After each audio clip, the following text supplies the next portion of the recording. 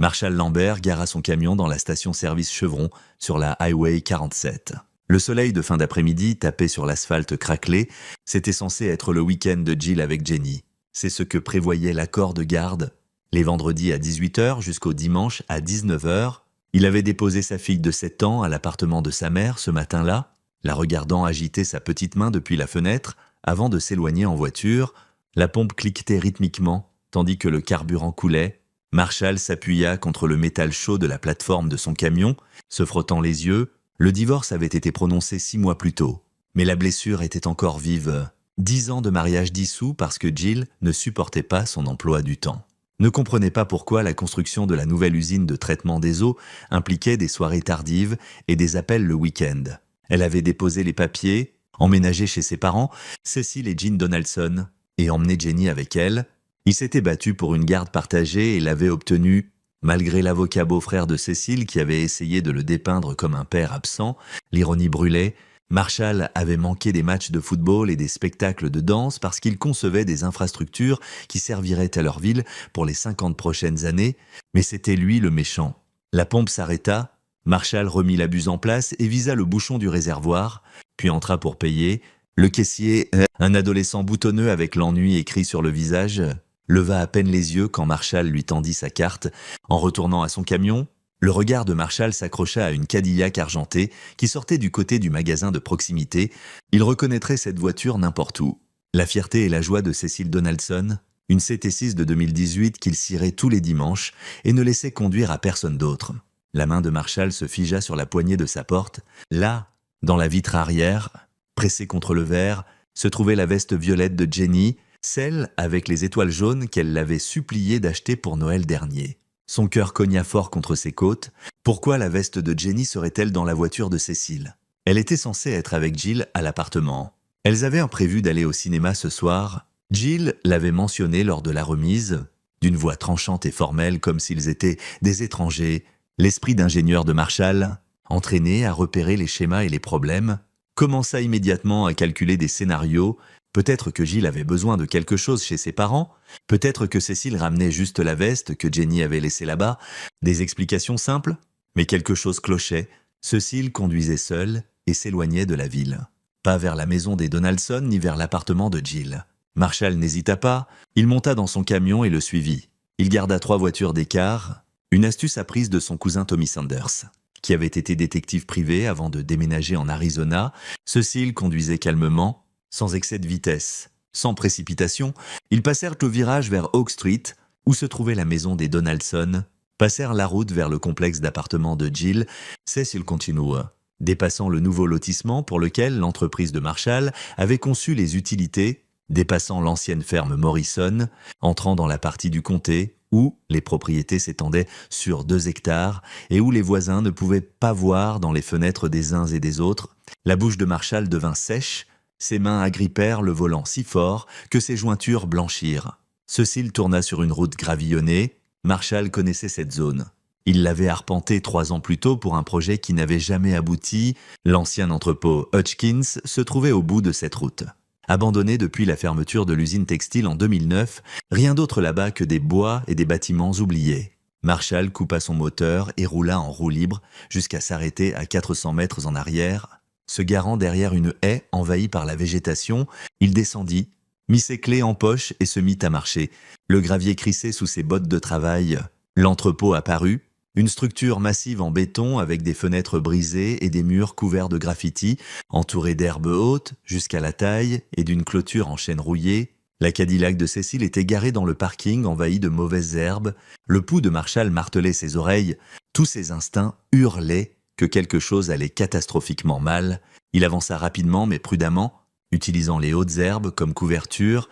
En approchant par le côté du bâtiment, une porte de service était ouverte, la serrure cassée depuis des années. Il entendit des voix à l'intérieur, la voix basse et profonde de Cécile, puis son sang se glaça, la voix de Jenny, aiguë et effrayée. « Grand-père, s'il te plaît, je veux rentrer chez maman. Chut maintenant, tu vas rester assise et être une bonne fille ?» La voix de Cécile portait une dureté que Marshall n'avait jamais entendue, quelque chose de froid et d'autoritaire. « Ça fait mal, j'ai dit chut !» Marshall ne se rappelait pas avoir bougé. Un instant, il était à la porte, le suivant, il était à l'intérieur de l'entrepôt sombre, ses yeux s'ajustant aux ombres. Il les vit dans un coin, près de ce qui avait été le bureau du contremaître. Cécile tenait Jenny par le bras, la traînant vers la porte. Sa veste violette était déchirée, son visage était strié de larmes, mais ce qu'il vit quand Cécile poussa la porte du bureau fit voir rouge à Marshall. À l'intérieur, quelqu'un avait installé une caméra sur un trépied, un matelas au sol, des couvertures. Cécile vit Marshall. Pendant une seconde figée, leurs regards se croisèrent. Le visage de Cécile passa de la surprise à quelque chose de sombre et calculateur. « Marshall, ce n'est pas ce que tu crois. »« Papa !» Le cri de Jenny coupa à travers tout. Marshall chargea. Cécile était un grand homme. Wado. 88 et 90 kilos d'ancien joueur de football américain du lycée devenu mou du ventre. Mais Marshall avait passé la dernière décennie à transporter du matériel, à grimper sur des chantiers, et sa rage lui donnait une force qui allait au-delà des muscles. Il percuta Cécile comme un train de marchandises. Ils s'écrasèrent contre le mur en béton. Marshall entendit quelque chose craquer, peut-être les côtes de Cécile, peut-être sa propre main. Il s'en fichait. Cécile essaya de riposter, mais Marshall bougeait déjà, enfonçant son épaule dans le ventre de l'homme plus âgé, le forçant à terre. « Jenny, course !» cria Marshall. « Monte dans mon camion tout de suite. » Sa fille ne bougea pas. Elle resta figée, les yeux écarquillés de terreur, son petit corps tremblant. Cécile rua sous lui, parvint à asséner un coup de poing à la mâchoire de Marshall qui fit exploser des étoiles dans sa vision. Ils luttèrent, roulant sur le sol en béton sale. La main de Marshall trouva un morceau de barre d'armature, rouillé et pointu. Il le leva haut, les yeux de Cécile s'écarquillèrent. « Attends, Marshall, réfléchis à ce que tu fais !» Marshall s'arrêta, la barre tremblait dans sa main. Il voulait l'abattre, il voulait fendre le crâne de ce monstre et peindre le sol avec son sang. Mais Jenny regardait, sa petite fille voyait cela. « Papa !» Sa voix était si petite, il lâcha la barre, elle claqua sur le béton. « Viens ici, ma chérie, viens chez papa. » Jenny courut vers lui, Marshall la souleva d'un bras, tout en gardant son genou sur la poitrine de Cécile. Elle enfouit son visage dans son cou, tout son corps secoué. Il sentait son cœur battre comme un lapin contre sa poitrine. « Est-ce qu'il t'a touché ?» La voix de Marshall sortit étranglée. « Est-ce qu'il t'a fait mal ? Il m'a attrapé les cheveux et le bras. Ça fait mal ?» Marshall regarda Cécile coincée sous lui. Le visage de l'homme plus âgé gonflait déjà. Du sang coulait de son nez, mais ses yeux ne montraient aucun remords. Seulement du calcul. « Tu fais une erreur ?» Cécile siffla. « Tu m'agresses. Tu perdras Jenny pour toujours. Je m'en assurerai. Mon beau-frère, Wallace Bean, est le meilleur avocat du comté. Tu iras en prison pour avoir protégé ma fille d'un pédophile. Tu n'as aucune preuve ? Cette caméra… » Cécile sourit à travers ses dents ensanglantées. Elle pourrait appartenir à n'importe qui. Les sans-abri utilisent en cet endroit tout le temps. C'est toi qui m'as attaqué. C'est ce que les preuves montreront. La vision de Marshall vira au rouge à nouveau. Sa main trouva la barre. Marshall Lambert. La voix de Cécile devint douce, raisonnable. Pense que tu as récupéré ta fille. Parse. On oubliera tout ça. Tu prends Jenny. Je dirai à Jill qu'il y a eu un malentendu. Tout le monde rentre en sécurité. Après ce que tu allais faire, qu'est-ce que j'allais faire ? J'ai amené ma petite fille pour lui montrer l'ancien entrepôt où je travaillais. Elle a eu peur, a piqué une crise. Tu es arrivé et tu m'as attaqué comme un fou. C'est l'histoire, Marshall. C'est ce que tout le monde croira. Marshall voulait le tuer. Dieu lui vienne en aide. Il n'avait jamais voulu quelque chose autant de sa vie. Mais Cécile avait raison sur un point. Si Marshall allait en prison, que deviendrait Jenny ? Il se leva, serrant sa fille contre lui, recula de Cécile. L'homme plus âgé se releva lentement, grimaçant, une main sur ses côtes. Il ajusta sa chemise, essuya le sang de son visage et sourit. Choix intelligent. Maintenant, je ramène Jenny à sa mère. Non ! La voix de Marshall était plate, absolue. Tu ne la toucheras plus jamais ? Tu ne seras plus jamais dans la même pièce qu'elle. Je l'emmène à la maison et j'appelle mon avocat. Le sourire de Cécile s'élargit. Fais-le. Appelle ton avocat. Vois où ça te mène. Tu n'as aucune preuve, aucune démonstration, juste ta parole contre la mienne. Et je suis Cécile Donaldson, 35 ans dans l'immobilier commercial, diacre à l'église baptiste First Baptist, membre du conseil municipal depuis 12 ans. Qui penses-tu qu'ils croiront ? Il marcha vers la porte du bureau, y entra et débrancha la caméra. La coinçant sous son bras. Ça n'a jamais existé.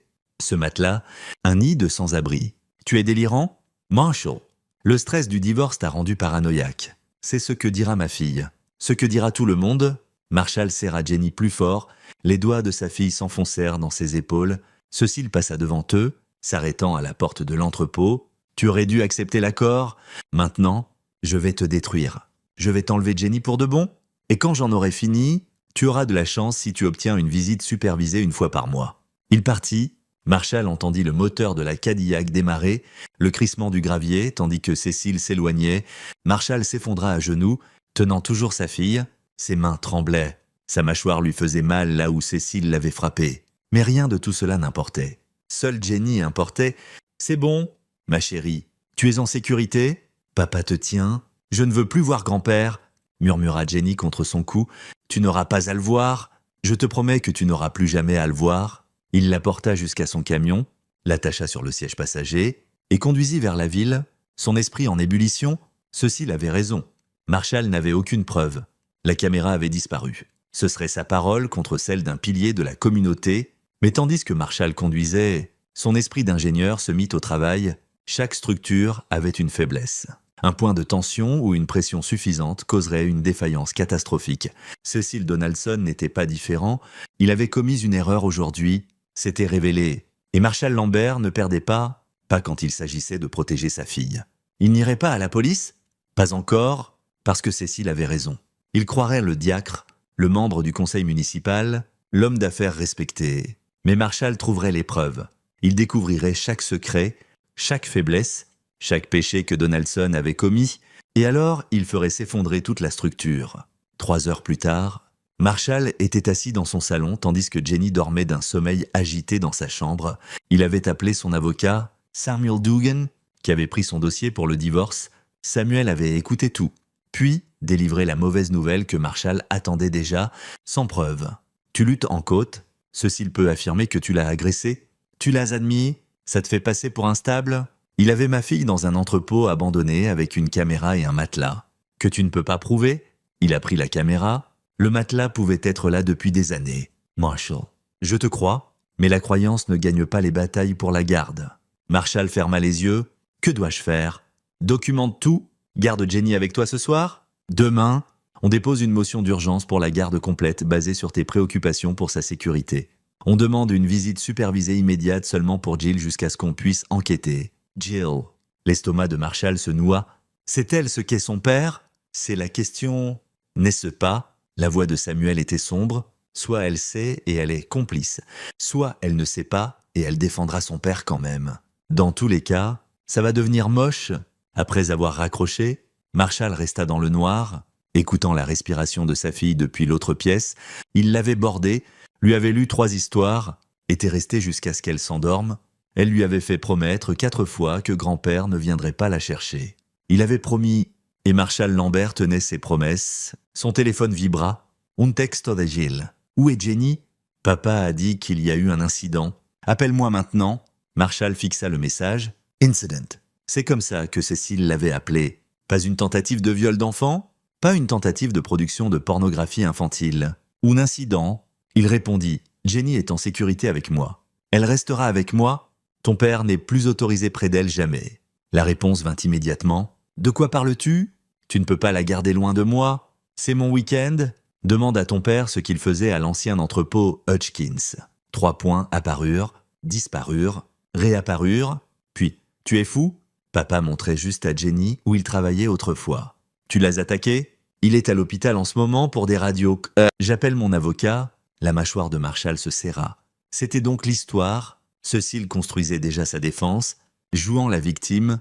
Un autre texto. Wallace dépose des plaintes pour agression et on vise la garde complète. Tu es mentalement instable? On ne peut pas te faire confiance avec notre fille. Wallace Bean, le beau-frère de Cécile. L'avocat qui avait essayé de détruire Marshall pendant le divorce. Bien sûr, Cécile l'utiliserait. Marshall posa son téléphone. Ses jointures étaient meurtries et gonflées là où il avait frappé Cécile. Preuve d'agression. Sa parole contre celle du membre du conseil municipal. Mais Marshall n'était pas devenu un ingénieur civil accompli en acceptant la défaite. Il résolvait les problèmes, trouvait des solutions, identifiait les faiblesses structurelles et les corrigeait.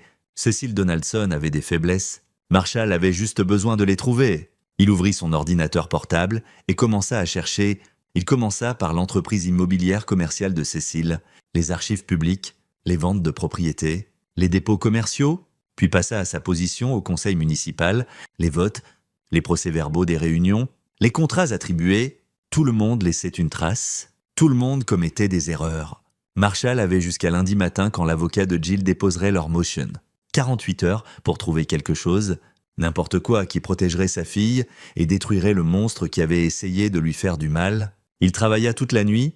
Samedi matin, Marshall était éveillé depuis 26 heures d'affilée. Ses yeux brûlaient, tandis qu'il faisait défiler une autre base de données, recoupant les archives de propriété avec les licences commerciales. Jenny dormait encore. Il avait vérifié sur elle toutes les heures, regardant sa petite poitrine se soulever et s'abaisser, se rassurant qu'elle était en sécurité. Le café avait perdu son efficacité vers 3 heures du matin. Maintenant, Marshall fonctionnait à la pure détermination et au processus méthodique qu'il avait rendu bon dans son travail. L'ingénierie vous apprenait à être systématique, à vérifier chaque calcul, à valider chaque hypothèse. Le visage public de Cécile Donaldson était propre. Trop propre, 35 ans dans l'immobilier commercial sans un seul procès, sans une seule plainte. Même pas une critique négative. Les archives de vote au conseil municipal le montraient approuvant des contrats, soutenant des développements, votant avec la majorité sur presque tout, mais Marshall connaissait la construction, les nouveaux développements, et quelque chose dans les propriétés de Cécile ne collait pas. Il accéda à la base de données de l'évaluateur du comté et commença à cartographier les biens de Cécile.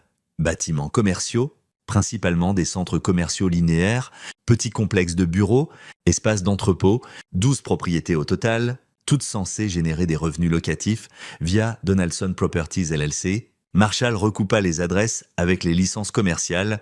Seulement 3 propriétés montraient des locataires actifs, 9 bâtiments étaient au vide ou montraient une occupation qui ne correspondait pas aux archives actuelles.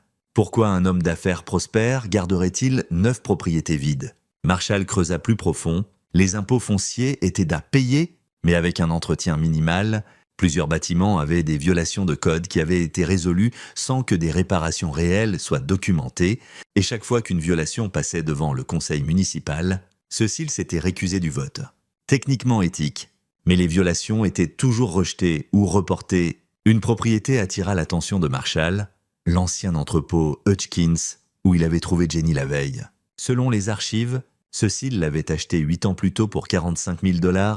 Il était évalué comme abandonné, condamné, en attente d'approbation pour démolition, mais la démolition requérait l'approbation du conseil, et pendant 8 ans, l'article avait été reporté au retardé, poussé à l'ordre du jour du mois suivant. Cécile voulait que ce bâtiment reste debout.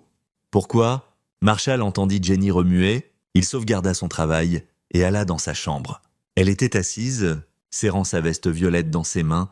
Elle avait insisté pour la garder près d'elle malgré qu'elle soit déchirée. « Et, princesse, comment as-tu dormi? Bien ?» Sa voix était petite. « On rentre chez maman. » Marshall s'assit au bord de son lit. « Pas aujourd'hui? Tu restes avec papa pour un moment? » « Bien. » Elle serra la veste plus fort. « Grand-père me fait peur. » Quelque chose dans la façon dont elle le dit glaça le sang de Marshall. « Est-ce que grand-père t'a fait peur avant hier ?» Jenny hocha la tête, évitant son regard. « Peux-tu en parler à papa? Il prend des photos parfois quand on visite. Il dit que je suis jolie comme une princesse. Mais je n'aime pas comment il me regarde. » Marshall garda sa voix stable, même si la rage menaçait de l'étouffer. « Depuis combien de temps grand-père prend-il des photos? » Depuis que maman a emménagé chez grand-mère et grand-père après que toi et maman avez arrêté de vivre ensemble. 6 mois. Cécile avait préparé sa petite fille pendant 6 mois, juste sous le nez de Jill. Ou peut-être pas sous son nez du tout. Est-ce que maman c'est pour les photos? Jenny haussa les épaules. Grand-père dit que c'est notre secret, que maman est trop occupée pour comprendre. Comportement classique de prédateur. Secrets. Attention spéciale. Isolement. Marshall serra sa fille dans ses bras, prudent de ne pas serrer trop fort. « Tu n'as rien fait de mal, ma chérie, rien, et tu n'auras plus jamais à garder des secrets pour papa ou maman. Compris ?» Elle hocha la tête contre sa poitrine. Après le petit déjeuner, Jenny toucha à peine ses céréales. Le téléphone de Marshall sonna. Numéro inconnu. Monsieur Lambert. C'est Alvin H. Je suis enquêteur pour la protection de l'enfance au comté. J'ai besoin de vous parler d'un incident impliquant votre fille. Le cœur de Marshall sombra. Qui vous a appelé? Je ne peux pas le révéler, mais j'ai besoin de faire un contrôle de bien-être. Je peux être chez vous dans 30 minutes. Il l'avait appelé pour le signaler. Bien sûr, Cécile couvrait toutes ses bases. Bien, je serai là. Alvin H arriva exactement 30 minutes plus tard, un homme mince dans la cinquantaine avec des cheveux gris et des yeux fatigués qui avait probablement vu trop de choses. Marshall le fit entrer, lui montra que Jenny était en sécurité, nourrie, indemne, sauf pour les bleus sur son bras, là où Cécile l'avait attrapée. « Pouvez-vous me montrer ces bleus encore une fois ?» demanda H doucement, sortant son téléphone pour les photographier. Jenny tendit son bras. Les marques de doigts étaient claires, violette foncée contre sa peau pâle. L'expression d'Ash ne changea pas, mais Marshall vit sa mâchoire se serrer. « Jenny, ma chérie, peux-tu me dire comment tu as eu ça ? Grand-père m'a attrapé quand je ne voulais pas entrer dans le bâtiment. Quel grand-père ? Le papa de maman, grand-père Cécile. » Ash photographia les bleus sous plusieurs angles, puis demanda à Jenny d'aller jouer dans sa chambre. Une fois parti, il se tourna vers Marshall. « J'ai besoin d'entendre votre version des événements d'hier. » Marshall lui raconta tout, la station-service, suivre Cécile, l'entrepôt, la caméra, les matelas, la confrontation. Il n'embellit pas, n'éditorialisa pas, juste les faits. Ash prit des notes. « Vous avez agressé M. Donaldson.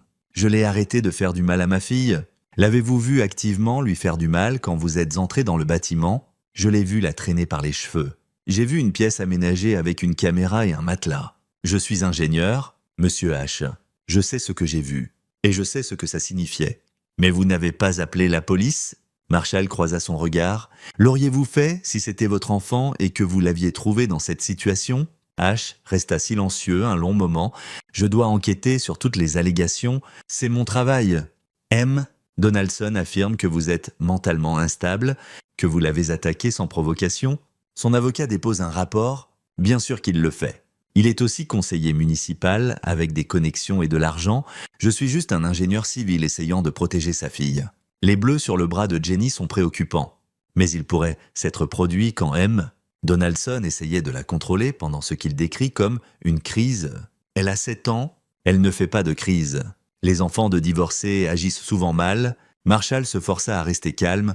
Allez-vous la retirer de ma garde ? H ferma son carnet. Pas pour l'instant. Mais je surveillerai la situation. J'aurai aussi besoin d'interviewer Madame Lambert et M. Donaldson. Et je recommande que Jenny voie un psychologue pour enfants spécialisé dans les traumas. Bien, tout ce qui l'aide.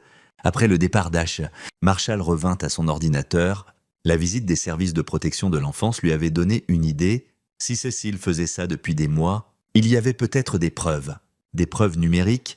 Il appela son cousin Tommy Sanders en Arizona. « Marshall, ça fait longtemps. Tommy, j'ai besoin d'aide.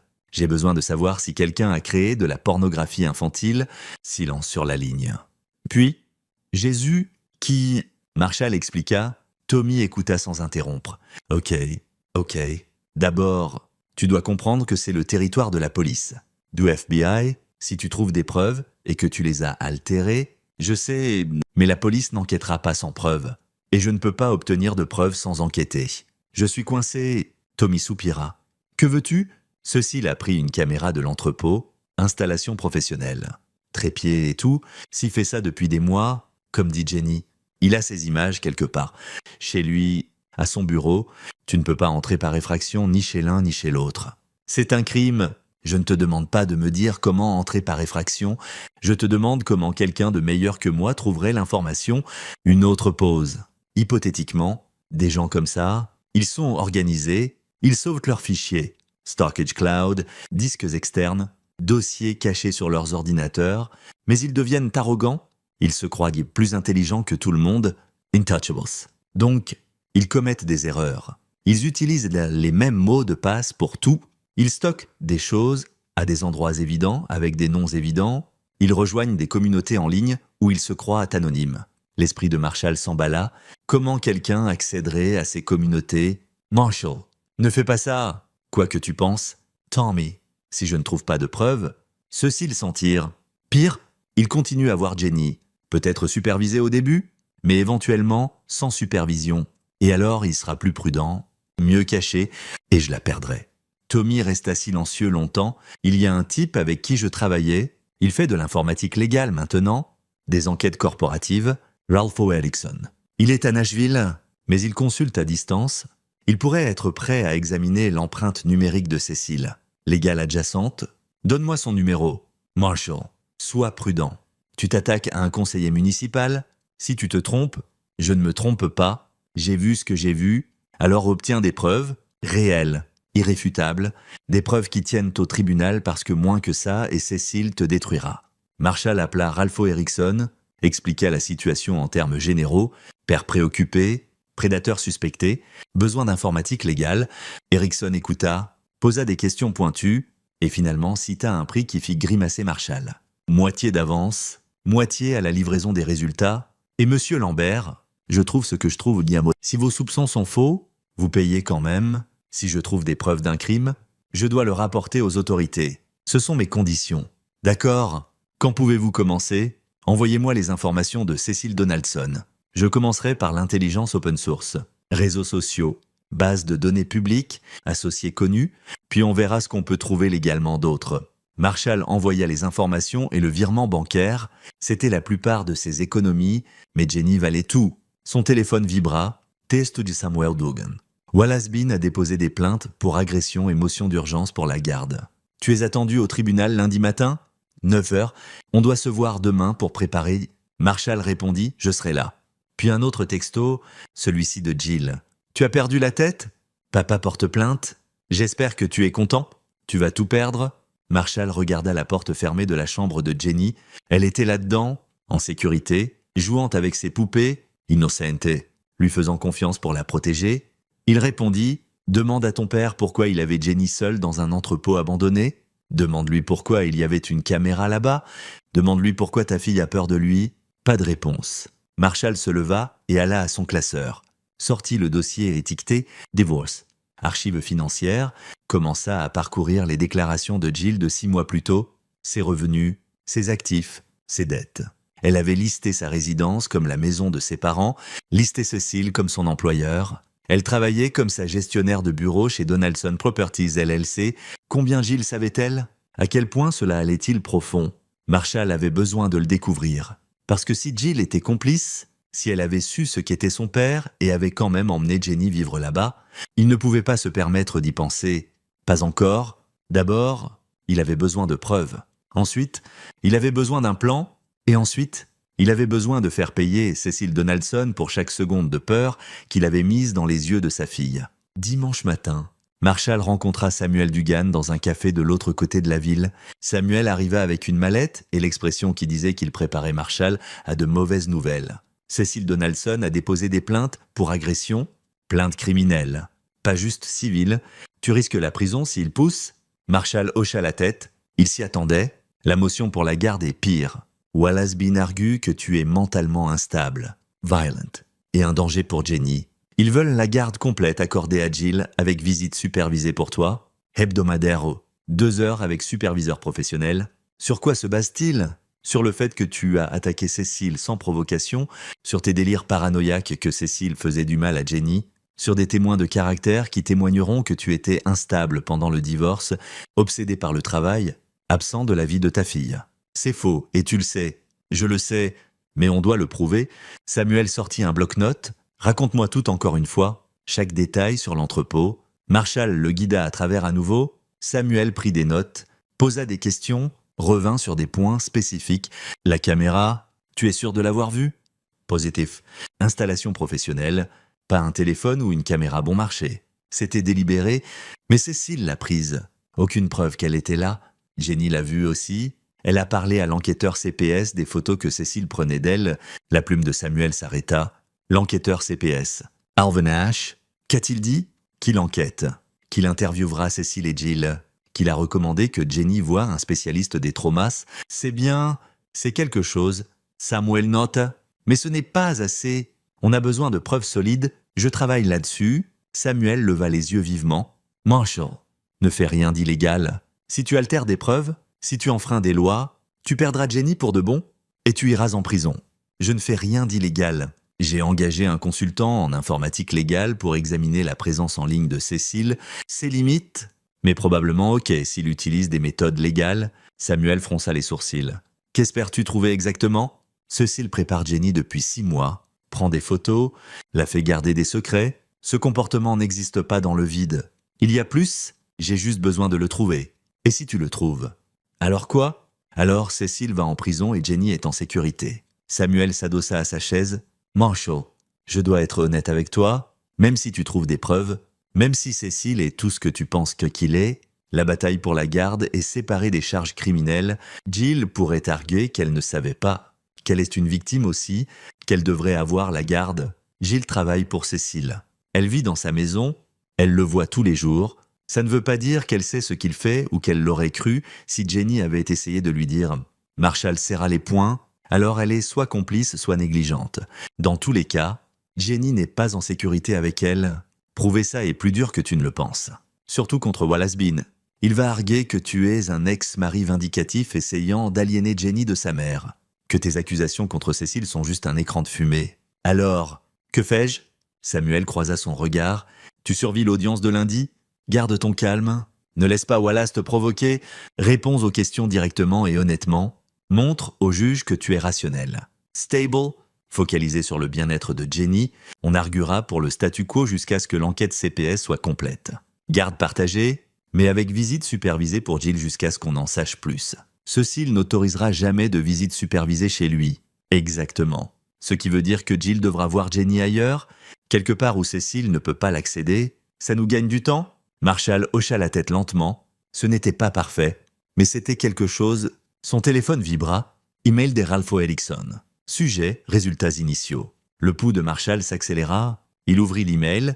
Monsieur Lambert, recherche préliminaire a révélé plusieurs éléments d'intérêt. Cécile Donaldson maintient plusieurs profils sur les réseaux sociaux sous divers noms, plusieurs montrant des schémas préoccupants. Il est aussi inscrit sur plusieurs forums en ligne, utilisant un motif de nom d'utilisateur distinctif.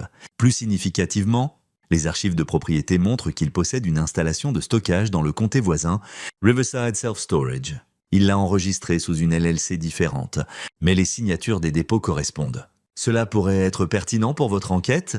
Nous continuons l'investigation. Plus à suivre. Un centre de stockage séparé de son entreprise principale, caché sous une LLC différente. L'esprit d'ingénieur de Marshall vit le schéma immédiatement. Cécile gardait ses propriétés vides. Pas parce qu'elles n'étaient pas rentables, mais parce qu'il les utilisait pour autre chose. L'entrepôt où Marshall avait trouvé Jenny, peut-être d'autres. Et s'il avait un centre de stockage, il avait un endroit sécurisé pour garder l'équipement. Les preuves, les fichiers, Marshall. Samuel le regardait. Qu'est-ce que c'est ? Je pense savoir où Cécile garde ses secrets. Ne fais pas ça ! La voix de Samuel était tranchante. Quoi que tu penses, ne fais pas ça. Tu ne peux pas entrer par effraction dans un centre de stockage. Tu ne peux pas accéder à sa propriété sans mandat. Je ne le ferai pas. Mais je peux informer la police que ça existe. Un tuyau anonyme. Ils n'obtiendront pas de mandat basé sur un tuyau anonyme. Pas pour un conseiller municipal. Ils ont besoin de causes probables. Marshall fixa l'email. Si proche. Des preuves qui pourraient sauver sa fille. Mais verrouillées derrière des murs légaux qu'ils ne pouvaient pas franchir. Alors je dois leur donner une cause probable. Comment ? Marshall se leva. Je dois y aller. Jenny est avec ma voisine. Je dois rentrer auprès d'elle. Marshall, je te vois au tribunal demain matin. Samuel, et je serai calme. Rationnel, tout ce que le juge a besoin de voir. Il partit avant que Samuel puisse argumenter plus. Dans son camion, Marshall rappela l'email Riverside Self Storage. C'était à 48 km. De l'autre côté de la ligne du comté, isolé, privé, il ne pouvait pas entrer par effraction, mais il pouvait surveiller. Il pouvait documenter qui allait et venait, et si Cécile visitait, s'il amenait des enfants là-bas, ça serait une cause probable. Marshall rentra chez lui, releva la fille de sa voisine qui surveillait Jenny et passa l'après-midi à être papa. Ils firent des pancakes pour le déjeuner parce que Jenny les avait demandés. Ils regardèrent un film, jouèrent à des jeux de société, des choses normales, sécurisantes. Mais tandis que Jenny coloriait à la table de la cuisine, le téléphone de Marshall vibra avec un autre email de Ralpho. Sujet urgent. Vous devez voir ça. Marshall l'ouvrit avec Jenny occupée en sécurité. Monsieur Lambert, trouvez quelque chose dans un compte de réseau social supprimé, capture d'écran jointe. Cela dépasse mon champ. Cela nécessite les forces de l'ordre immédiatement. J'ai déjà contacté la Task Force Internet Crimes Against Children du FBI comme requis par ma licence. Ils vous contacteront ? Je suis tellement désolé. Marshall ouvrit les pièces jointes avec des mains tremblantes, des photos, des dizaines. Pas de Jenny, Dieu merci, pas de Jenny, mais d'autres enfants, de jeunes filles toutes autour de l'âge de Jenny, posées, vêtements inappropriés, yeux effrayés, et dans plusieurs photos, partiellement visibles, le visage de Cécile, sa Rolex distinctive, l'intérieur de la Cadillac. La vision de Marshall nagea, il ferma les fichiers avant de vomir. C'était plus grand qu'il ne l'avait pensé. Cécile n'avait pas préparé Jenny pour son usage personnel. Il l'avait préparé pour l'ajouter à sa collection. Son téléphone sonna. Numéro inconnu. Monsieur Lambert, c'est l'agent spécial Carrie Anthony du FBI. Je comprends que vous enquêtiez sur Cécile Donaldson. Oui. La voix de Marshall sortit rauque. Pour protéger ma fille. Votre consultant nous a transmis des preuves. Nous allons devoir parler avec vous et votre fille le plus vite possible. Et Monsieur Lambert, ne contactez pas Cécile Donaldson. N'avertissez personne. Nous ouvrons une enquête formelle et nous avons besoin de l'élément de surprise. J'ai une audience pour la garde demain matin. Cécile sera là. Silence. Puis, laissez-moi parler à mes supérieurs. Nous devrons peut-être accélérer notre calendrier. Pouvez-vous garder votre fille en sécurité jusqu'à demain? Elle ne quitte pas mon champ de vision. Bien. Je vous rappelle dans l'heure. Et Monsieur Lambert, vous avez fait ce qu'il fallait? Les preuves que vous nous avez aidé à trouver, ça va sauver des vies. Après qu'elle eut raccroché haut, Marshall s'assit à sa table de cuisine, regardant sa fille coloriée. Elle fredonnait pour elle-même, dessinant une princesse avec une couronne. En sécurité pour l'instant? Mais demain tout changerait? Demain, Cécile Donaldson ferait face à la justice. Marshall avait juste à s'assurer de survivre jusque-là. Lundi matin arriva avec un brouillard si épais que Marshall pouvait à peine voir le bout de son allée. Il habilla Jenny dans sa tenue préférée, robe violette avec des fleurs, celle qui la faisait se sentir courageuse. Il s'habilla lui-même dans son seul costume, celui qu'il avait porté aux procédures de divorce. L'agent spécial Anthony avait rappelé dimanche soir. Le FBI bougeait vite, mais pas assez pour agir avant l'audience pour la garde. Ils avaient besoin de mandats, de coordination avec les forces locales et de vérifier toutes les preuves. Gardez Jenny en sécurité, avait dit Anthony. Passez l'audience de demain, nous nous occuperons de Cécile Donaldson. Marshall avait voulu argumenter, voulait que le FBI arrête Cécile immédiatement. Mais Anthony expliqua qu'il devait le faire correctement, s'il bougeait trop vite, et que les preuves étaient compromises. Cécile pourrait s'en tirer sur des détails techniques. Maintenant, en conduisant vers le palais de justice avec Jenny sur la banquette arrière, les mains de Marshall étaient instables sur le volant. Il avait été éveillé la plupart de la nuit à préparer, mais il se sentait étrangement calme. Il savait ce qu'était Cécile. Il savait que la justice arrivait. Il avait juste à passer les prochaines heures. Le parking du palais de justice était à moitié vide sitôt. Marshall se gara, sortit Jenny, et marcha vers l'entrée du tribunal familial. Samuel Dugan attendait dehors, mallette en main, prêt, autant que possible. Souviens-toi, reste calme, ne laisse pas Wallace te provoquer, réponds aux questions directement et honnêtement. Et Marshall, ne mentionne pas le FBI, ce n'est pas pertinent pour la procédure d'aujourd'hui. Et ça pourrait compliquer leur enquête. Ils passèrent la sécurité. Jenny tenait fermement la main de Marshall tandis qu'il marchait dans le couloir vers la salle d'audience de la juge Carmen Love. Marshall était apparu devant Love pendant le divorce. Elle était juste mais sans fioriture. Pas facilement influencée par les émotions ou les dramatiques. Dehors la salle, Jill se tenait avec ses parents et Wallace Bean. Ceux-ci l'avaient l'air parfaitement composé dans un costume coûteux, un bandage sur sa tempe là où Marshall l'avait plaqué contre le mur. Il parlait à Jill, sa main sur son épaule, chaque centimètre le père préoccupé. Quand Cécile vit Marshall, ses yeux devinrent froids, mais son expression resta agréable, presque compatissante. Jill vit Jenny et avança. « Bébé !» Jenny se pressa contre la jambe de Marshall. « Madame Lambert ?» Samuel s'interposa. « Jusqu'à ce que la juge décide, nous maintenons l'arrangement actuel de garde. C'est ma fille, et nous laisserons la juge Love décider des prochaines étapes. » Wallace Bean sourit. Il était un homme grand, milieu de la soixantaine avec des cheveux argentés et la confiance qui venait de gagner la plupart de ses affaires. « Samuel, toujours un plaisir, bien que je pense que nous savons tous les deux comment ça va finir. » « Vraiment ? Votre client a agressé un conseiller municipal basé sur des délires paranoïaques. Il est instable et dangereux. La juge Love le verra. » Avant que Samuel puisse répondre, le huissier ouvrit les portes de la salle. Lambert contre Lambert. Modification de garde. Toutes les parties, veuillez entrer. Ils entrèrent. Marshall s'assit à une table avec Samuel. Jenny entre eux. Jill s'assit à l'autre table avec Wallace. Cécile et Jean Donaldson dans la rangée derrière eux. La juge Love entra. Tout le monde se leva puis s'assit. C'est une audience sur une motion d'urgence pour modification de garde dans l'affaire Lambert contre Lambert. Monsieur Bean, vous avez déposé la motion? Présentez votre cas. Wallace se leva. Il était éloquent, persuasif, peignant un tableau d'une mère dévouée et d'un grand-père déchiré par un père violent et instable. Il appela Cécile à la barre en premier. Cécile raconta son histoire fluidement. Il avait emmené Jenny voir l'ancien entrepôt où il avait travaillé dans les années 1980. Un voyage nostalgique pour lui montrer où grand-père gagnait sa vie autrefois. Jenny avait eu peur du bâtiment sombre, avait piqué une crise. Cécile essayait de la calmer quand Marshall était apparu et l'avait attaqué sans avertissement. « J'ai essayé de raisonner avec lui, » dit Cécile, touchant le bandage sur sa tête. « J'ai essayé de lui dire que c'était juste un malentendu. Mais il était en rage, complètement irrationnel. J'ai craint pour ma vie, votre honneur. Et j'ai craint ce qu'il pourrait faire à sa propre fille s'il est capable d'une telle violence. » Wallace présenta des photos des blessures de Cécile en preuve. Côte meurtrie, la coupure sur sa tête, mâchoire gonflée. Monsieur Donaldson, Marshall Lambert a-t-il déjà exhibé ce genre de violence auparavant? Pas à ce degré, mais pendant le divorce, ma fille Jill a mentionné qu'il avait des problèmes de colère, a frappé un mur une fois pendant une dispute, jeté des choses, la mâchoire de Marshall se serra, c'était un mensonge. Il n'avait jamais, Samuel posa une main sur son bras.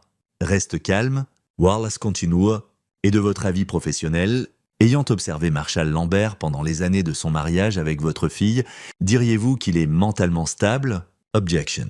Samuel se leva. Monsieur Donaldson n'est pas qualifié pour évaluer la stabilité mentale. Retenue, dit la juge Love.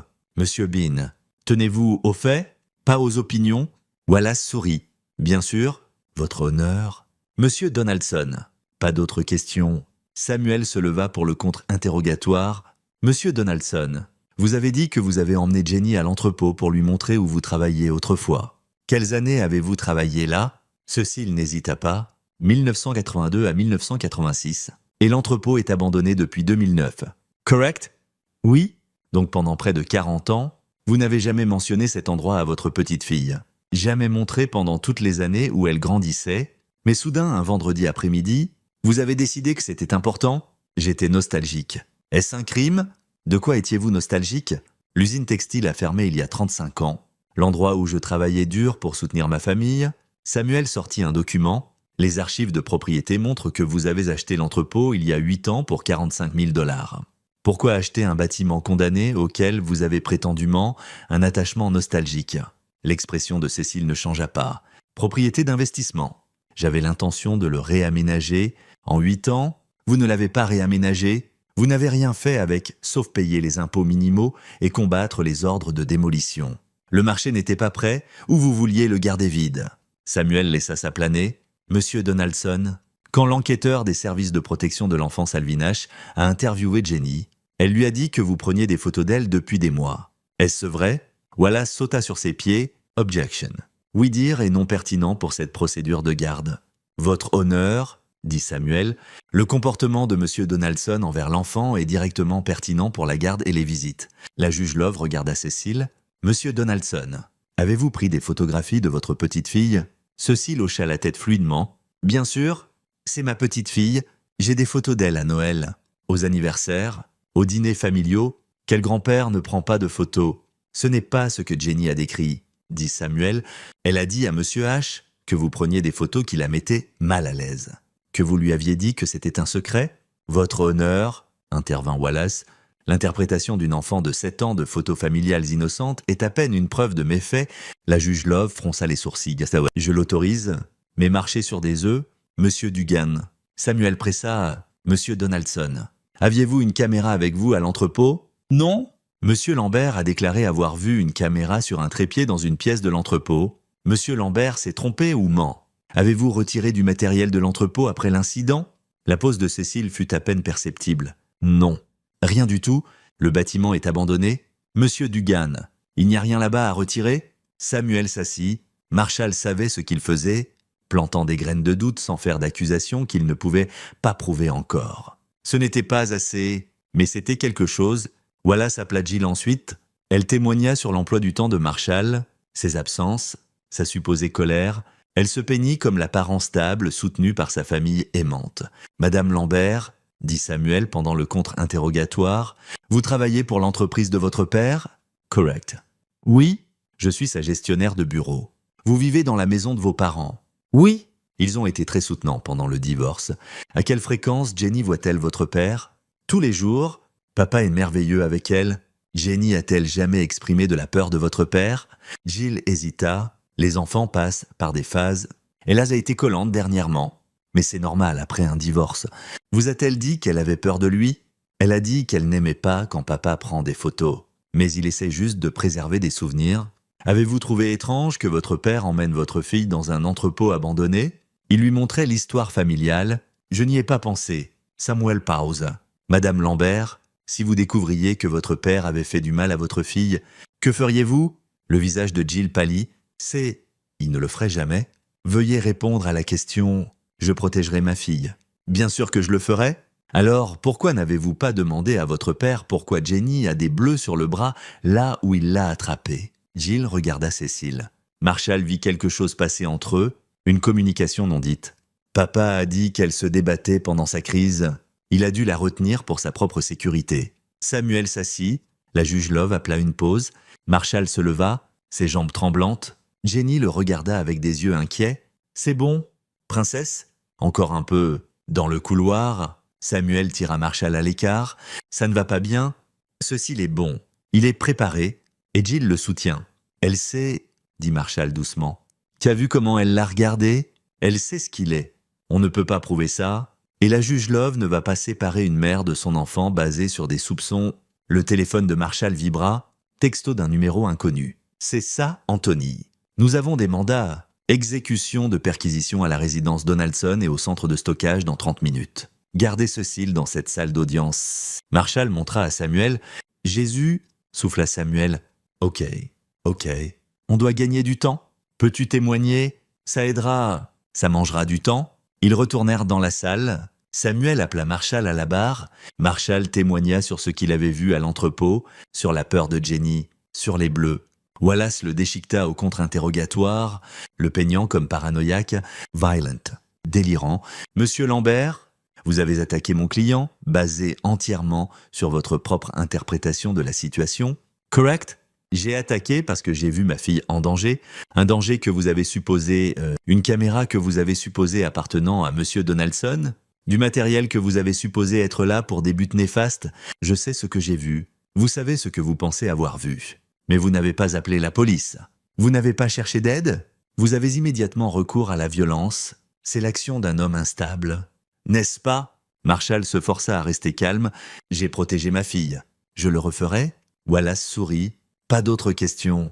Votre honneur? La juge Love regarda sa montre. Il était 11h30. Je vais prendre cette affaire en délibéré. Je rendrai une décision d'ici la fin de la journée. En attendant, l'arrangement actuel de garde tient. Monsieur Lambert maintient la garde physique. Madame Lambert a des visites supervisées en attendant ma décision. Le visage de Cécile s'assombrit. Wallace se pencha pour lui parler, mais Cécile secoua la tête. Ils se levèrent quand la juge Love quitta le banc. Marshall tenait la main de Jenny, attendant que la salle se vide. Ceci l'approcha. Ce n'est pas fini, Marshall. Non, ce n'est pas. J'aurai ma petite fille de retour, et tu seras en prison. Où est ta place? Marshall croisa son regard. On verra. Cécile sourit de ce sourire froid. Calculateur. Oui, on verra. Il tourna et sortit avec Jill et Jean. Wallace suivant. Samuel serra l'épaule de Marshall. Tu as bien fait? Restez calme. Le téléphone de Marshall vibra à nouveau. Perquisition en cours. Mise à jour bientôt. 30 minutes plus tard, tandis que Marshall conduisait Jenny à la maison, son téléphone sonna. Monsieur Lambert, agent spécial Anthony, nous l'avons trouvé. Le centre de stockage avait une unité enregistrée sous un faux nom, mais les signatures correspondaient à Cécile Donaldson. À l'intérieur, nous avons trouvé des caméras, des ordinateurs, des disques durs, des années de matériel. Monsieur Lambert, nous avons trouvé des preuves d'au moins 40 victimes. Marshall dut se garer, ses mains tremblaient. Il y a plus, continua Anthony. Nous avons trouvé des communications avec d'autres délinquants, un réseau, c'est plus grand qu'un seul homme. Cécile Donaldson faisait partie d'une opération organisée. Nous faisons des arrestations dans 3 États. Est-ce que Jenny? Nous n'avons pas trouvé de matériel impliquant votre fille. Il semble que vous l'ayez interrompu avant qu'il ne puisse, avant qu'il n'agisse. Vous l'avez sauvé, monsieur Lambert, et en le faisant, vous avez sauvé beaucoup d'autres enfants aussi. Marshall ferma les yeux. Que se passe-t-il maintenant? Des marshals fédéraux sont en route pour arrêter Cecil Donaldson. Il sera accusé de production et distribution de matériel d'abus sexuel sur enfants. Multiple chefs, il risque la prison à vie. Et Monsieur Lambert? Votre situation de garde se résoudra probablement d'elle-même.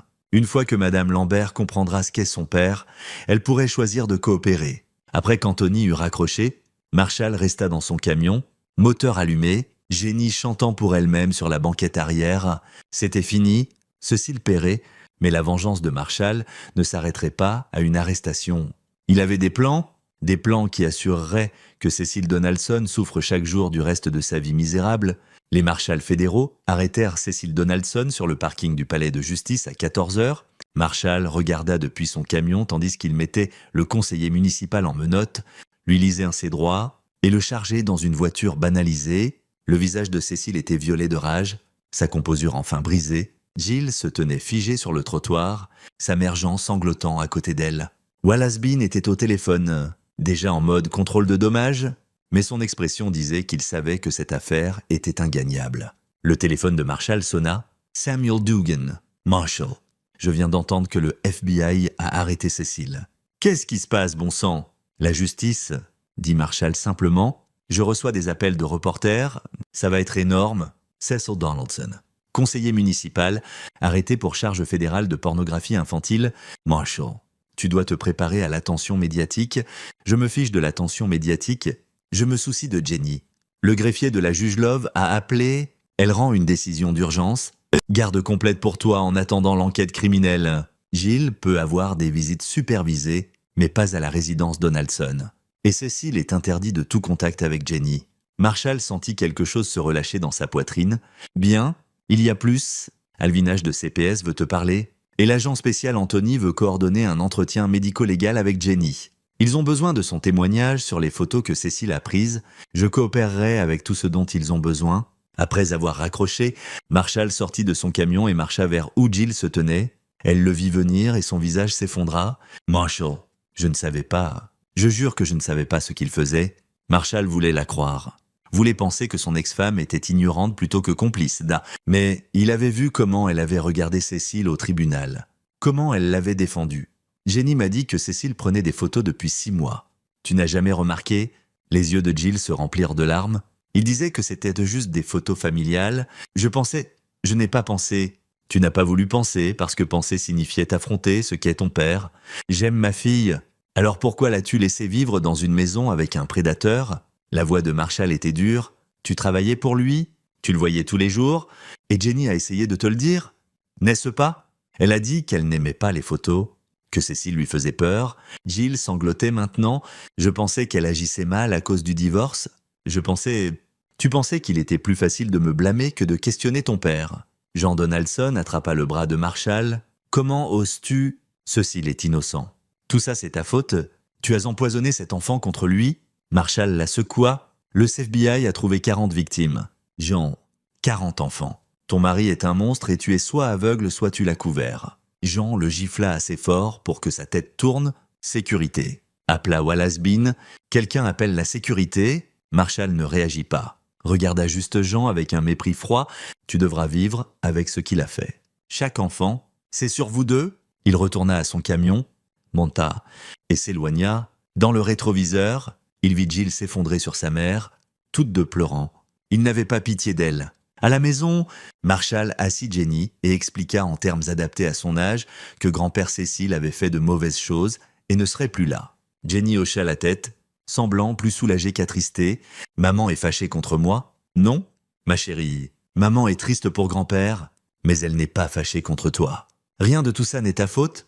Ok. » Jenny retourna à son livre de coloriage, résiliente comme les enfants le sont parfois. Le téléphone de Marshall vibrait constamment. Reporters. Collègues, membres de famille qui avaient entendu les nouvelles, il ignora la plupart, répondit seulement aux appels importants. Samuel, agent spécial Anthony, Alvin Ash. L'entretien médico-légal était prévu pour mercredi. Marshall serait là pour soutenir Jenny. Mais lundi soir, après que Jenny fut endormie, Marshall s'assit dans son bureau à la maison et ouvrit son ordinateur. Il planifiait cette partie depuis des jours, attendant le bon moment. Cecil Donaldson était arrêté. Il ferait face à un procès, plaiderait probablement coupable pour éviter plus de charges. passerait le reste de sa vie en prison fédérale, mais la prison était trop facile, hein. Trop propre. Marshall avait d'autres plans. Il ouvrit un compte email crypté qu'il avait créé des jours plus tôt, commença à taper. Le premier email alla à chaque membre du conseil municipal. Sujet, l'héritage de Cecil Donaldson. Corps du texte, un compte détaillé de chaque propriété que Cecil possédait, chaque contrat qu'il avait approuvé, chaque vote qu'il avait casté en 12 ans au conseil.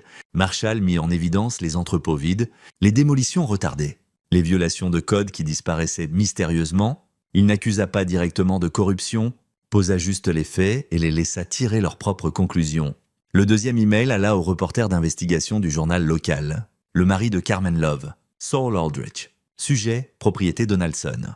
Un regard plus profond, Marshall joignit les archives de propriété, déclarations fiscales et une chronologie montrant quand Cecil avait acheté chaque propriété et comment il les avait utilisées. Le reporter ferait sa propre enquête, mais Marshall lui donna la carte. Le troisième email alla à chaque locataire qui avait loué chez Donaldson Properties. Sujet, vous méritez de savoir. Marshall leur dit que leur propriétaire était un prisonnier fédéral, suggéra qu'ils pourraient vouloir explorer des options légales concernant leurs baux, leur rappela que la gestion de propriété par un criminel condamné était discutable au mieux. En quelques heures, l'empire commercial de Cecil commença à s'effondrer. Mardi matin, le conseil municipal avait appelé une réunion d'urgence pour revoir tous les contrats touchés par Cecil. 3 locataires majeurs avaient été déposés pour rompre leurs baux.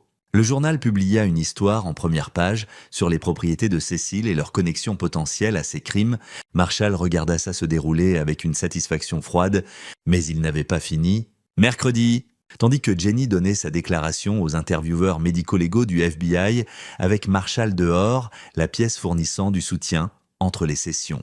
Marshall passa des appels à chaque membre d'église à First Baptist, où Cecil était diacre. À chaque partenaire d'affaires, à chaque ami et associé, il ne fit pas d'accusation, il posa juste des questions. Saviez-vous que Cecil possédait cet entrepôt abandonné? Vous êtes-vous jamais demandé pourquoi il le gardait vide? Avez-vous remarqué comment Cecil votait toujours pour rejeter les violations de code sur ses propriétés? Étiez-vous au courant du centre de stockage que Cecil possédait sous un faux nom?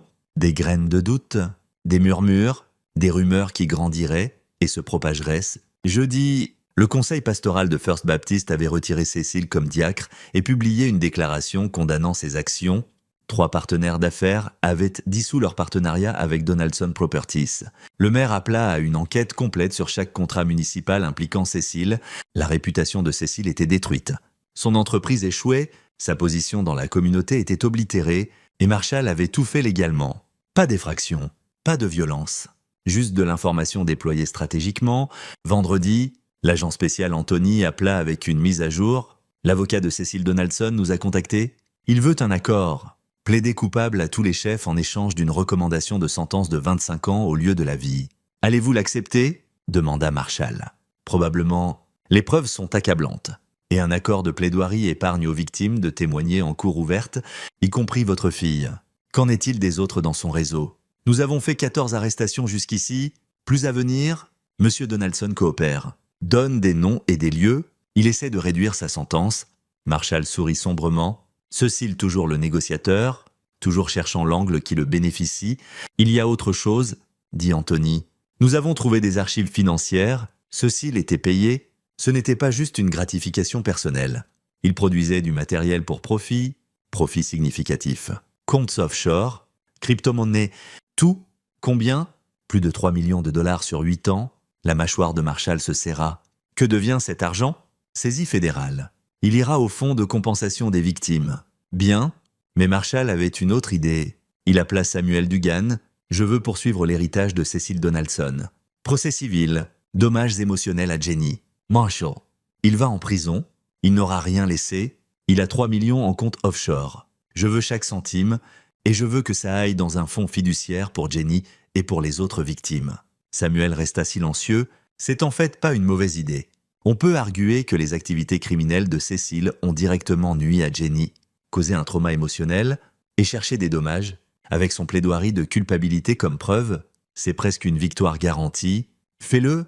Les 3 semaines suivantes furent un tourbillon de procédures légales, interviews et attention médiatique. Marshall garda Jenny aussi protégée que possible. Mais elle vit les reportages, entendit les murmures à l'école, Le psychologue médico-légal travaillant avec Jenny dit qu'elle était remarquablement résiliente mais aurait besoin de thérapie continue. Marshall programma des sessions 2 fois par semaine. Jill demanda des visites. Marshall accepta mais seulement supervisé et seulement après que Jill ait complété un cours de thérapie elle-même. Elle avait déménagé de la maison de ses parents, pris son propre appartement et déposé pour divorcer de sa complicité dans les affaires de Cécile. Elle affirmait vraiment ne pas avoir su et l'enquête du FBI semblait le soutenir. Il n'avait trouvé aucune preuve que Jill était au courant des crimes de Cécile. Marshall n'était pas sûr de le croire. Mais pour le bien de Jenny, il permit les visites supervisées. Jane Donaldson était une autre histoire. L'enquête du FBI révéla qu'elle avait découvert des preuves des activités de Cécile 5 ans plus tôt, de la pornographie infantile sur son ordinateur, et avait choisi de l'effacer plutôt que de le rapporter. Elle fut arrêtée comme complice. Bien qu'elle affirmât avoir eu peur de Cécile, peur de ce qu'il ferait si elle le dénonçait.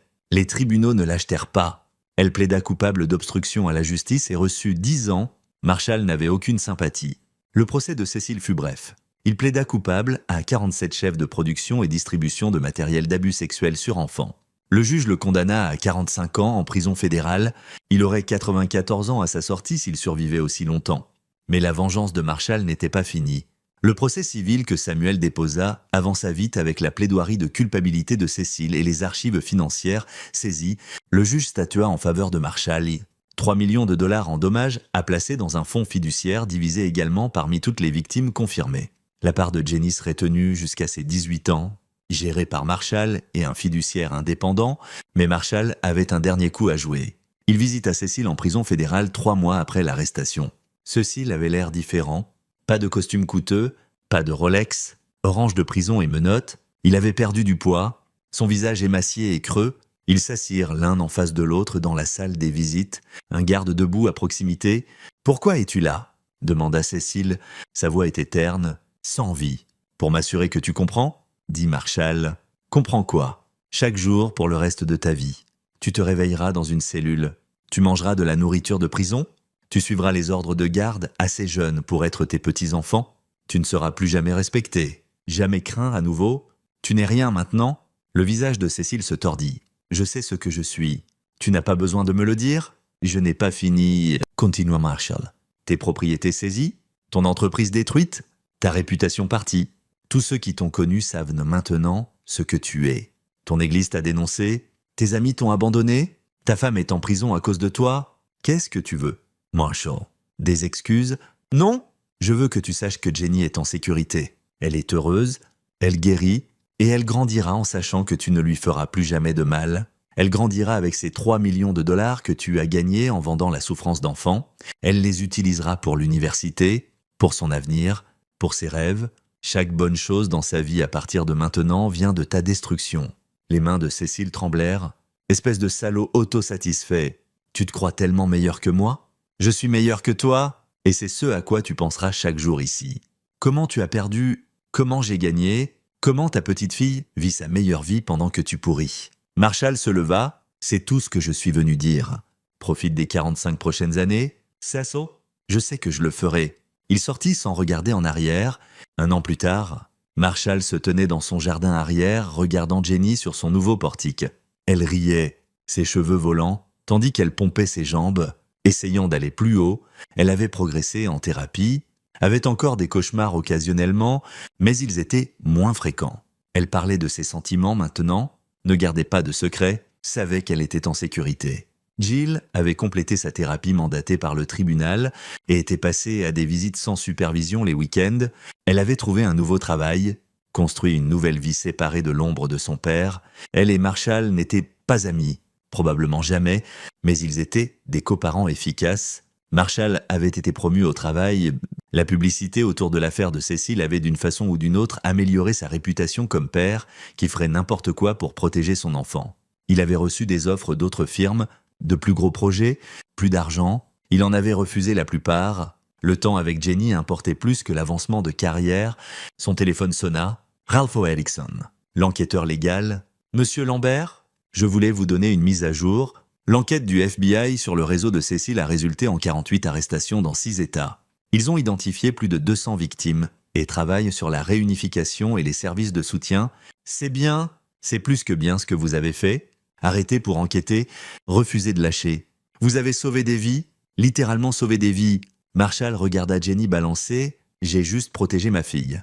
Vous avez fait plus que ça? Le FBI a dit que vos preuves et documentations ont ouvert l'affaire. Sans vous, ceci il pourrait encore opérer. Après qu'Erickson eut raccroché, Marshall s'assit sur sa terrasse arrière et se permit un moment de satisfaction. Pas de bonheur, ce qui s'était passé était trop sombre pour le bonheur. Mais satisfaction que la justice ait été rendue, Cecil Donaldson passerait le reste de sa vie en prison, entouré de criminels qui réservaient une haine spéciale aux prédateurs d'enfants. Sa réputation était détruite, sa richesse saisie, sa famille brisée, son héritage était horreur et honte, et Jenny était en sécurité. C'était tout ce qui importait. Marshall appela sa fille. « Jenny, l'heure du dîner !» Elle sauta du portique en plein arc, atterrit dans l'herbe, et courut vers lui avec un sourire éclatant. « On peut avoir des tacos? On peut avoir ce que tu veux? Princesse ?» Elle le serra fort, et Marshall la serra en retour, reconnaissant pour chaque moment, chaque jour, chaque seconde qu'il avait avec sa petite fille. Il avait gagné non seulement la bataille pour la garde, non seulement le combat légal, il avait gagné la guerre. Et Cecil Donaldson avait tout perdu. C'est ici que notre histoire se termine. Partagez vos pensées dans la section des commentaires. Merci pour votre temps. Si vous avez aimé cette histoire, veuillez vous abonner à cette chaîne. Cliquez sur la vidéo que vous voyez à l'écran et je vous verrai. Yup. Sad.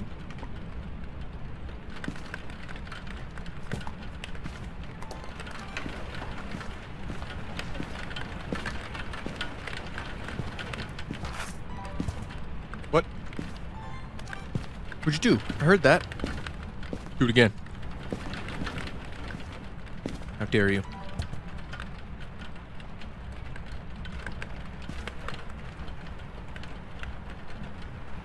Almost just let this ghost hunt. Keeps doing stuff out there though. What are you doing? Get in here. Are you a shade? You might have a shade. Hold on.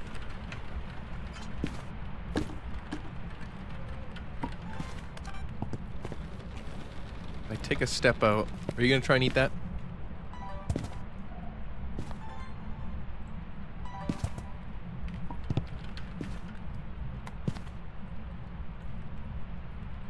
Do it.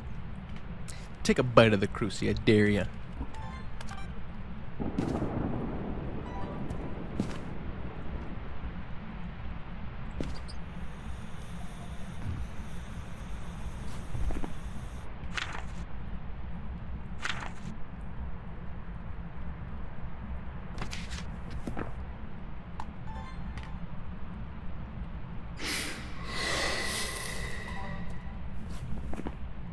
Wait. You're so freaking lucky. I think I might have a shade.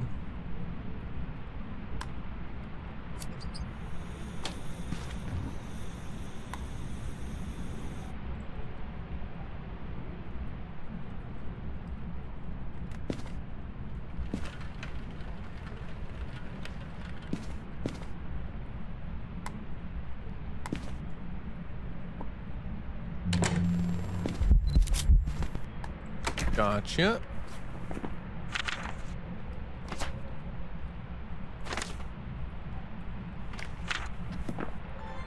Get a parabolic. Be right back, Ghosty.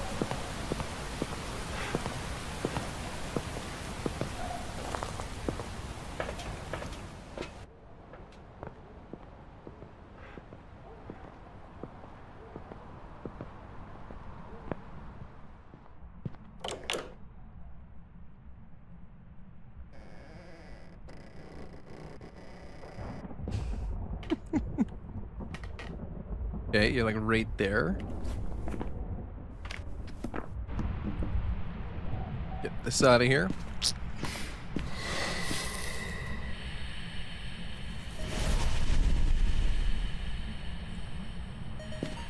Oh, we still have that dupe, don't we? Yeah, oh, I'm sad.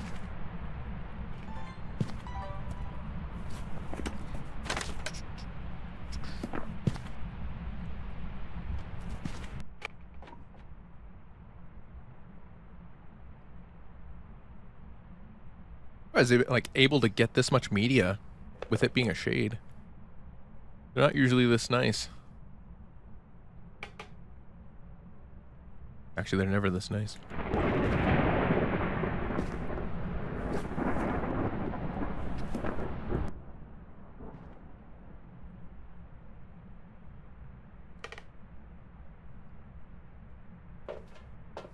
Oh, smidge back.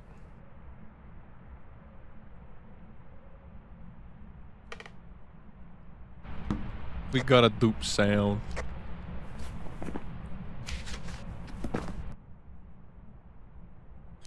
Can you just like feel my presence or something? What's that? Did you like feel my presence? I just got back. No, I heard you on parabolic walking around. Oh. Yeah. So- oh, good. Girls go.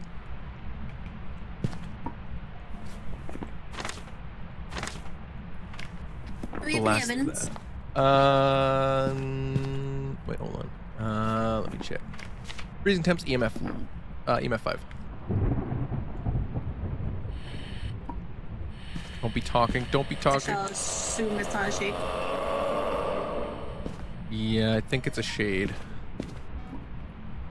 But you do? Yep. Because this isn't its room. Oh. Its room's right here. -7. Very cold.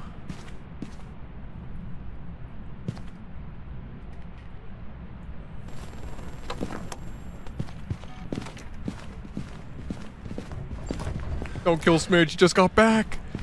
Don't kill Smidge, he just got back. Don't kill Smidge, he just got back. Hey Dad, what's up, dude?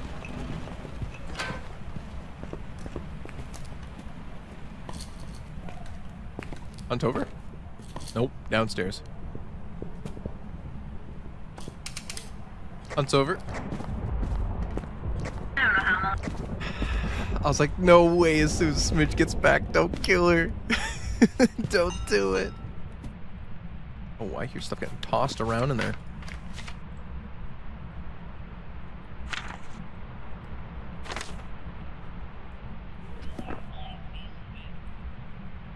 What the heck was that? Mm-hmm. You heard that too? Mm-hmm. Huh.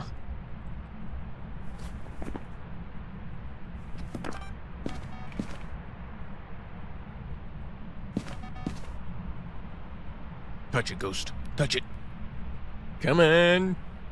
Touch the motion and please. Very easy. Even give you 2 beams to work with.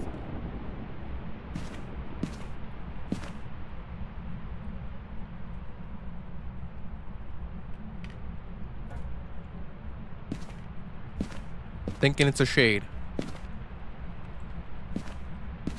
Because if I stand in there, nothing happens. Oh. Oh boy.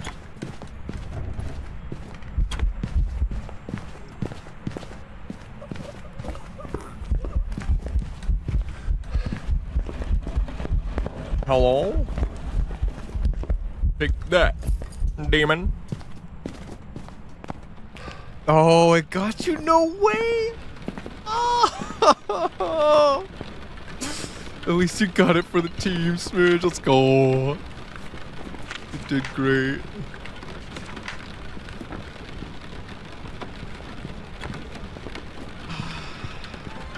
Ghosts are nice, man. Hey guys, how am I supposed to hear the ghost when the rain is this freaking loud?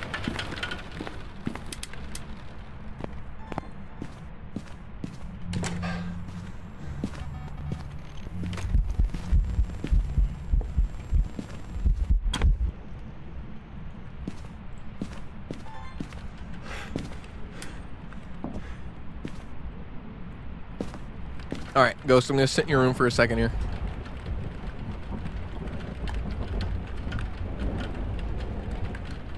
Oh my goodness. I put a firelight. Pass it out.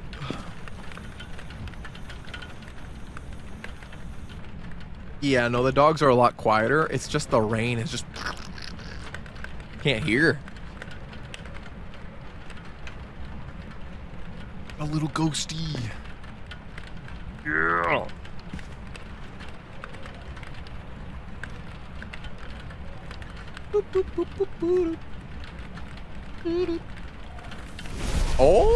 Oh, did you switch?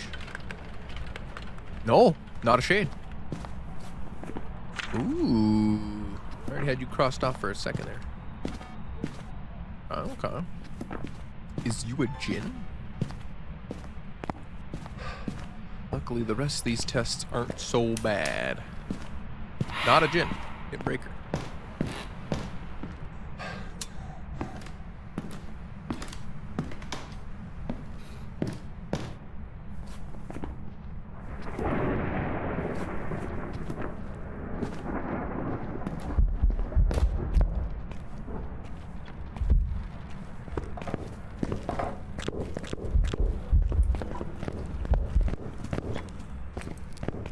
I think it's twins.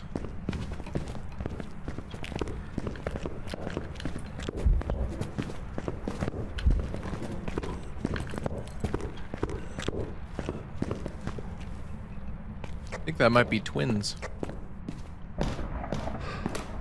Again. I'm gonna listen out for it.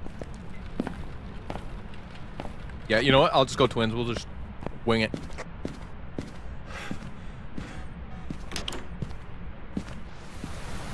I'm pretty confident that was a little faster than normal. Alright, Smidge.